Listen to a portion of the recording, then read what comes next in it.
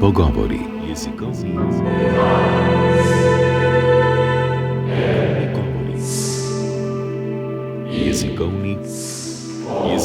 govori. Jezikovni pogovori.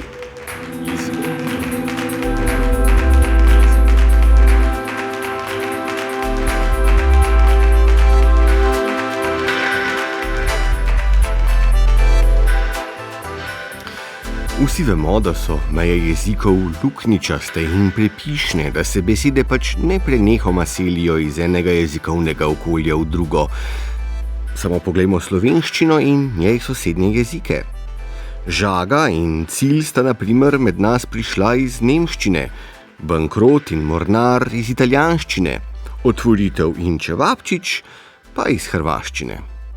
Kako pa je z našo četrto jezikovno sosedo? So poleg germanizmov, italijanizmov in hrvatizmov v slovenščini tudi madžarizmi? In če so, za katere besede pravzaprav gre? Odgovor, spoštovane poslušalke in cenjeni poslušalci, smo iskali v pogovoru z doktorjem Elodom Dudašem, slovenistom in kroatistom, predavateljem na oddelku za slavistiko na Filozofski fakulteti Univerze Loranta Eötvösa v Budimpešti. Pred naš mikrofon smo ga povabili, ko je sredi junija obiskal Ljubljano in v kontekstu historičnega seminarja na Znanstveno-raziskovalnem centru Slovenske akademije znanosti in umetnosti predaval o zgodovini madžarsko-slovenskih jezikovnih stikov ter o besedah madžarskega izvora, ki so skozi stoletja obogatile tako knjižno slovenščino, kakor dialekte panonske narečne skupine.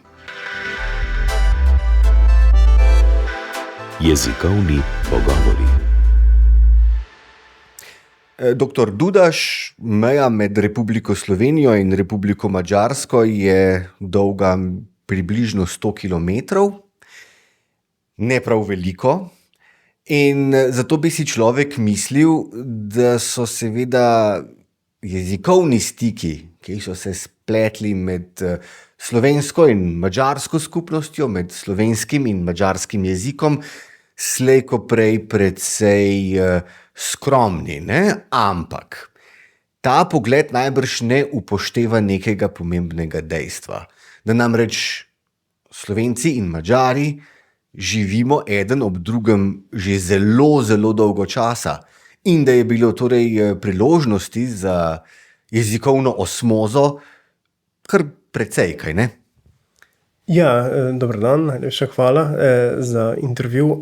Jaz pa bi rekel, da se strinjam z vami, torej gre za več kot 1000-letno stikanje med Slovenci in Madžari, torej lahko pa bi pričakovali, da bo tudi nekaj konkretnih jezikovnih rezultatov, v tem primeru pa predvsem gre za madžarizme, ki so se udomačile v slovenščini, ali pa po drugi strani pa lahko mislimo na tiste slovanske izposojenke, ki so se udomačile v madžarščini. Začniva pri teh slednjih.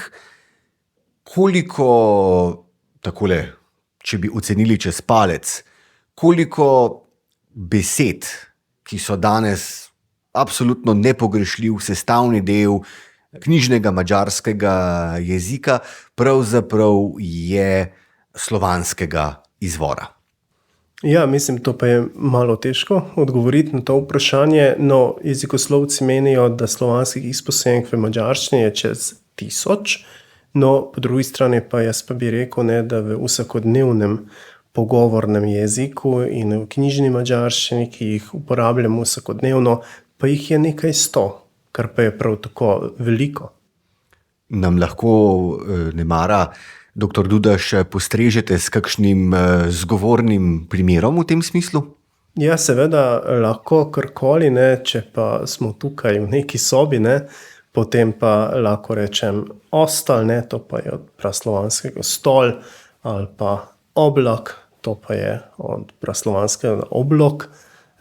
Torej, sta dve besedi, ki se uporabljajo vsakodnevno, po drugi strani pa tukaj je dvor, to pa bi bilo v madžarščini udvar. Imamo pa veliko teh poljedelskih izrazov, slama, solma, seno, sena, borazda, to pa je brazda, ne? Ali pa klobasa, kolbas, glista in tako naprej. Fascinantno. No, še bolj pa bo najbrž najne poslušalke in poslušalce presenetila seveda tista druga smer potovanja besed in izrazov iz madžarščine v slovenščino, ne?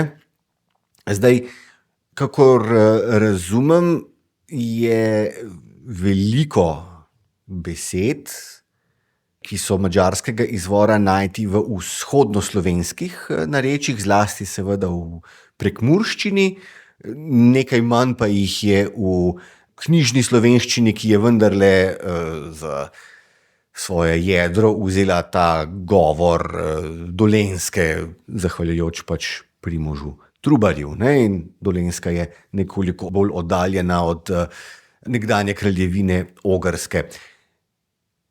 Kaj vas pravzaprav v znanstveno-raziskovalnem smislu bolj zanima? Ta cona na stičišču obeh jezikovnih kontinuumov ali seveda madžarizmi, ki so se uveljavili prav v centralno-slovenski knjižni slovenščini? No, pravzaprav po oboje, ne, bi rekel, ampak če sem iskren, potem pa moram reči, ne, da sem se najprej začel ukvarjati s prekmurščino oziroma s knjižno prekmurščino in njenimi madžarizmi. In sicer še v času študija, ko sem najprej napisal diplomsko nalogo, potem pa magistrsko in na koncu še disertacijo na to temo. In potem je minilo skoraj 10 let od tega in takrat pa sem bil vabljen spet v Slovenijo, naj bi imel predavanje o madžarskem jezikovnem vplivu na slovenščino, to je bilo leta 2021. Takrat pa je bil kongres Slavističnega društva Slovenije v Monoštru in v Moravskih Toplicah in takratni glavni organizator profesor Šekli me je prosil, naj pripravim prezentacijo in predavanje na to temo in takrat sem malo razširil to raziskovanje in sem vključil tudi druga območja slovenskega jezikovnega prostora in tako pa sem prišel do nekaj presenetljivih rezultatov, če lahko rečem tako, ker takrat sem lahko ugotovil, da že v prvi slovenski knjigi v Trubarjevem katekizmu je potrjen nekih madžarizmov. Res? Katero besedo pa imate v mislih? Ja, res, gre za samostalnik betež, ki pa jo najdemo že v Trubarjevem katekizmu z leta 1550.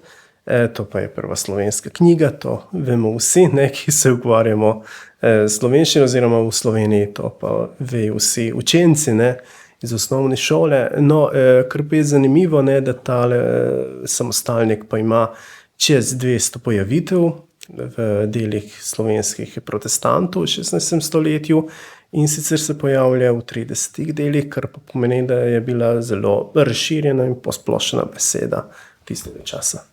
Ampak večini govork in govorcev slovenskega jezika beseda betež danes najbrž ne pomeni prav ničesar. Kaj se skriva za njo?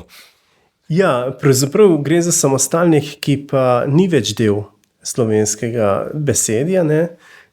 Vendarle mislim, da pridevnik, ki pa je izpeljanka iz tega samostalnika betežen, pa zveni bolj domače in bolj znano, ne.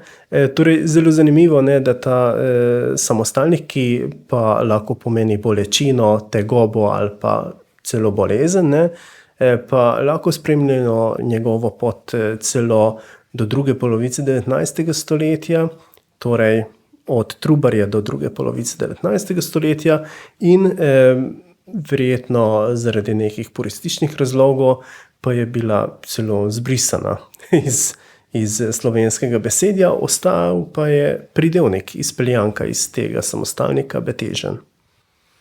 Se pravi, se je puristom pridevnik izmuznil. Ali to pomeni, doktor Dudaš, da če pogledava madžarizme, ki so danes sestavni del slovenskega knjižnega jezika, da med temi besedami pravzaprav prednjačijo pridevniki, ali je to, kako ne rečem, enkraten srečen primer za pridevnik betežen, pa so v spredju raje, kaj pa vem, samostalniki ali glagoli ali kaj tretjega? Ja, vsekakor mislim, da gre za izjemen primer v tem slučaju, ker drugače, mislim, največ teh madžarizmov pa so samostalnikov, torej največ je samostalnikov, manj pa je pridevnikov, glagoli pa so kar redki. Sem prepričan, da se zdaj vsi najni poslušalci in poslušalke sprašujejo, katere popolnoma nezaznamovane vsakdanje besede uporabljajo, pa so madžarskega izvora. Stavim, da ena od njih je golaš, ampak kaj še? Mislim, imate prav, ne? Seveda tudi golaš je madžarizem, ne? Ampak lahko pa še navedem naprimer gumb ali pa lepinjo, ker mislim, če pa jemo čevapčiče ali pleskavica, pa nikoli ne bi mislili, da če to damo lepinjo, ne, da to pa je madžarizem, ne, oziroma beseda madžarskega porekla. Zelo me je tudi presenetilo, ko sem poslušal vaše predavanje na Znanstveno-raziskovalnem centru Slovenske akademije znanosti in umetnosti, da je beseda, ki je etimološko madžarskega izvora, tudi kočija, pa orjak, pa čipka, ne. Slovenci imamo, zahvaljujoč mojstricam iz Idrije, seveda občutek, da ni nič bolj slovenskega od čipke. Ja, drži, ne, torej res tudi te besede kočija, čipka ali pa orjak so madžarskega porekla, ne. Ja, čipka pa, kako pa bi vam lahko pravil, ne, čipkarstvo pa je bilo zelo popularno in razširjeno tudi na Madžarskem in če dobro vem, tudi na Hrvaškem, v Dalmaciji in tudi pri vas v Idriji. Torej, jaz pa bi rekel, da gre za neko dediščino, ne, ki pa izvira iz Ogrske, ne, in potem pa je bila na nek način razširjena na vseh teh naših prostorih. Ja, nobenega dvoma nikaj, ne, da so človeške dejavnosti, spretnosti, naša mojstrstva, pa tudi seveda vse tisto, kar radi pojemo in popijemo, ne, vse te stvari ne poznajo državnih ali nacionalnih meja. V tem smislu seveda smo vsi tule v Evropi del ene zares same velike družine. Zdaj, tisto, kar me še zanima, je slej ko prej tole vprašanje. Eno so torej besede madžarskega izvora v knjižni slovenščini, ne? Kako pa je seveda z temi besedami v prekmurskih narečjih?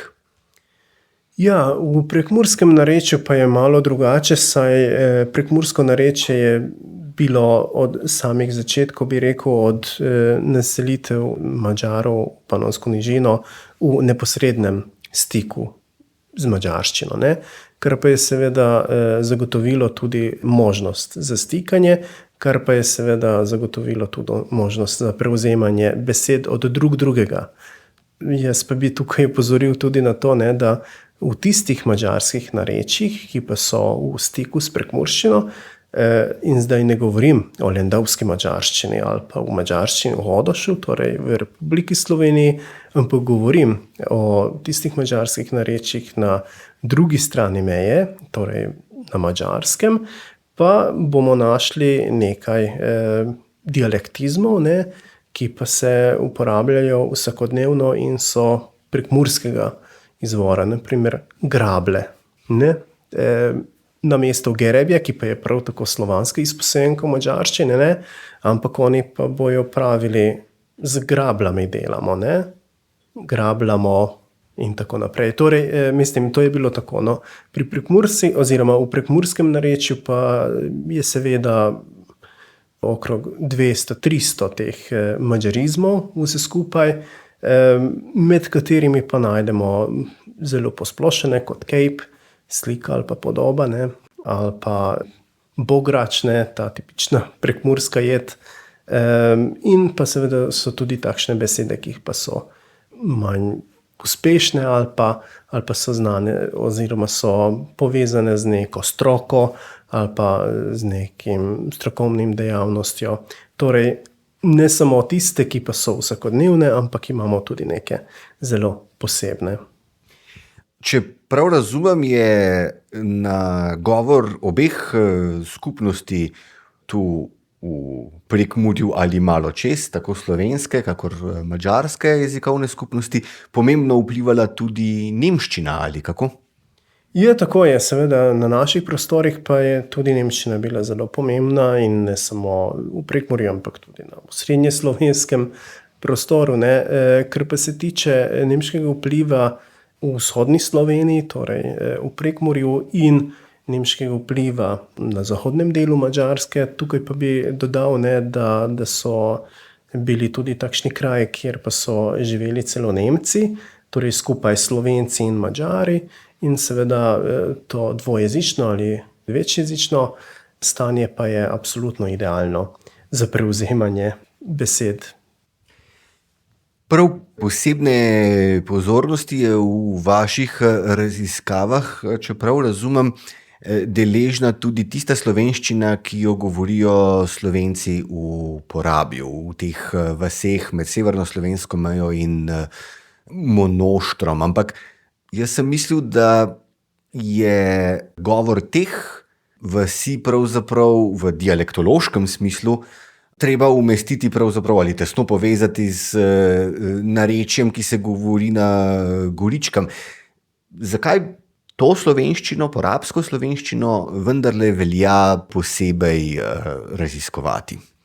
Tukaj pa bi takoj potrdil to, ne, da ko se o tem govori v dialektološkem smislu, potem pa seveda tisto porabsko narečje, ki se govori v Porabju, pa jaz pa bi rekel, da je enak goričkemu podnarečju prekmurskega narečja, ne, panonske narečne skupine. Vendar, če pa govorimo o jezikovnih stikih oziroma o plodovih jezikovnih stikov, potem pa vsekakor je umestno govoriti ločeno o porabskem narečju, saj to narečje, jaz pa bi rekel, da se razvija izolirano od slovenskega jezikovnega prostora in to je veljalo predvsem do leta 1990, ne. Predvsem torej od konca Prve svetovne vojne do leta 1990, ko pa ni več bila v vsakodnevnem stiku s slovenščino, bodisi s prekmurskimi, drugimi prekmurskimi govori, bodisi s knjižno slovenščino, in zaradi tega pa ni mogel prevzeti nove izraze za sodobne izraze, ne, na primer za tehnične novosti ali pa za državno upravo ali kaj takega, ne, ampak enostavno je prevzemala vedno, porabščina je vedno prevzemala iz madžarščine, saj z madžarščino je ostala v stiku in madžarščina je še vedno bolj in bolj vplivala na porabščino. Zaradi tega, jaz pa bi rekel, da iz sociolingvističnega vidika pa je absolutno umestno govoriti posebno o sodobni jezikovni situaciji, o sodobnem jezikovnem stanju v Porabju. Ne pa v dialektološkem smislu, no, to pa je pomembno. Hvaležen se vam, doktor Dudaš, za tale pogovor in za vsa pojasnila. Preden pa z najnim pogovorom zaključiva, vas vendarle moram vprašati še nekaj malce bolj z osebnega vidika. Zdaj, Slovenci smo prepričani, da je zaradi sklonov, spolov, števil, dvojine slovenščina izrazito nehvaležen jezik za učenje, ne? Ali vaša osebna izkušnja to potrjuje? Z drugimi besedami, koliko krvavega znoja ste prepotili, ko ste se učili slovenščine? Z eno besedo veliko, ne? Mislim, stran šalo. Kar pa je pomembno, jaz seveda mislim, da vsi jeziki so lahko zahtevni, ne, za učenje, torej vsi jeziki pa imajo svoje izzive, no v primeru slovenščine pa bi vsekakor poudaril dvojino, ne, ki pa je res posebna kategorija. Po drugi strani pa jaz osebno pa sem imel verjetno največ težav z besednim redom, z enklitikami, ki pa so popolnoma, tega mi v madžarščini nimamo, ne, in niti v drugih jezikih, ki sem jih učil do študija na fakulteti, nisem srečal, torej v angleščini, nemščini tega ni, ne, in zaradi tega to je bilo težko in jaz pa bi rekel, da tudi do dan danes imam največji problem z besednim redom in skladenjskimi vzorci. Sem prepričan, da poslušalke in poslušalci delijo moje mnenje. Ti strahovi so povsem neutemeljeni, nikakršnih zadreg ni bilo nikjer opaziti. Dr. Dudaš, najlepša hvala seveda za tale fascinanten pogovor in za vsa pojasnila. Najlepša hvala za pogovor. Vam, spoštovane poslušalke in cenjeni poslušalci, pa seveda najlepša hvala za pozornost. Srečno!